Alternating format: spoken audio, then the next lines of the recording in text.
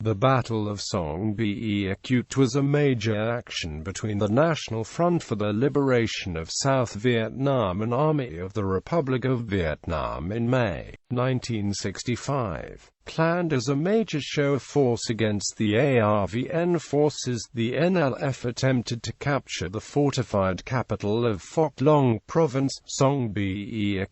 Perhaps to the surprise, ARVN forces in the area rallied and retook the town by the end of the second day of combat. Several additional days of chasing the NLF forces involved proved fruitless, as they escaped. Background: a series of political and military setbacks starting as early as 1962 had been gradually eroding the combat effectiveness of the ARVN forces. Originally more than a match for the VC, with the United States supplied helicopters and armored personnel carriers, the NLF forces had been left to train in relative safety and had developed new tactics and been supplied with new weapons that upset the balance of power. By 1964, ARVN morale was collapsing and the NLF was in nominal control of much of the countryside. To capitalize on this,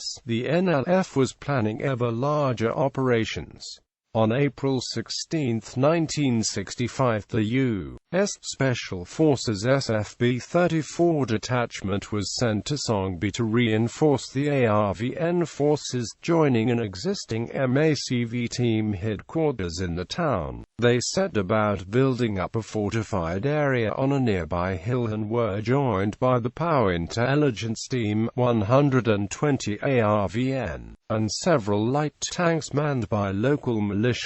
Battle. At 1:45 on May 10, the NLF 761st and 763d regiments, consisting of 2,500 infantry, attacked the city from multiple directions, first using mortar barrages and then rushing in the forces. Even though the American positions were still being constructed, the Special Forces and 120 ARVN were able to stop them from overrunning the positions and the area of the town around them. Hung up on the defenses, many of the Viet Cong became easy targets for U.S. snipers. At 3:45, helicopter gunships arrived but were unable to see the ground because of fog and low clouds. They instead attacked supporting artillery west of the town.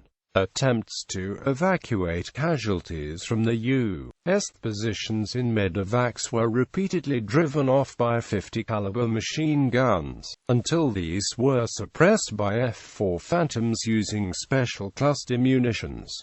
The machine guns silenced, the evacuation finally took place at 8 o'clock. Even though the U.S. base had been defended, much of the town had fallen to rebel control. They positioned machine gun and flamethrower units at almost every street corner. At noon, the 36th ARVN Ranger Battalion brazenly attacked into the town, and drove off the VC, occupying the center of the town, often resorting to melee combat using knives and swords. This is surprising in some regards, since the Rangers were local or irregular forces and generally had not performed well against the NLF in prior battles. They were joined a few hours later by the 34th ARVN Rangers, and by evening the entire town was returned to Southern control.